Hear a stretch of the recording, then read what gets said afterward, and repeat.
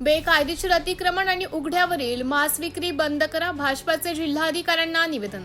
शहरातील सार्वजनिक बांधकाम विभागाच्या आवारातील बेकायदेशीर कबरीचं अतिक्रमण तातडीने काढण्यात यावे, तसेच शहरातील उघड्यावरील मांस विक्री पूर्णपणे बंद करण्यात यावी या मागण्यांसाठी भारतीय जनता पार्टीच्या वतीने नंदुरबारच्या जिल्हाधिकाऱ्यांना एक परिपत्रक आणि निवेदन सादर करण्यात आले. भारतीय जनता पार्टीचे उत्तर महाराष्ट्र विभाग संयोजक माननीय श्री विजयभाऊ चौधरी यांच्या नेतृत्वाखाली भाजपच्या शिष्टमंडळाने जिल्हाधिकाऱ्यांची भेट घेतली. शहराच्या मध्यवर्ती भागात असलेल्या सार्वजनिक बांधकाम विभागाच्या शासकीय आवारात वाढलेले बेकायदेशीर कबरीचं अतिक्रमण आणि शहरात विविध ठिकाणी सुरू असलेली उघड्यावरील अनाधिकृत मांस विक्री यामुळे नागरिकांना नाहक त्रासाला सामोरे जावे लागत आहे.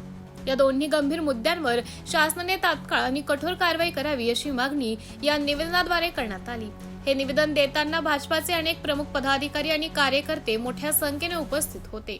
यामध्ये जिल्हा सरचिटणीस राजेंद्र सोनार, भीमसिंग राजपूत, जिल्हा कोषाध्यक्ष प्रेमराज पाटील, कायदा आघाडीचे अध्यक्ष ॲडव्होकेट महेश माळी, युवराज राजपूत, जयेश चौधरी, प्रवीण मराठे, विजय नाईक, प्रशांत चौधरी यांच्यासह आध्यात्मिक आघाडीचे अध्यक्ष दिनेश पाठक, विशाल श्रीखंडे, कैलास भावसार, हेमंत कदम, घनश्याम चौधरी, प्रमोद चौधरी आणि दिनेश वळवी आदींची प्रामुख्याने समावेश होता.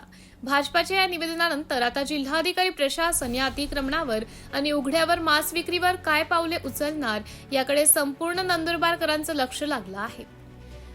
नंदुरबार जिल्हा आणि शहरातील अशाच ताज्या आणि घडामोडींच्या थेट अपडेट्ससाठी आमच्या चॅनलला आता सबस्क्राईब करा. धन्यवाद.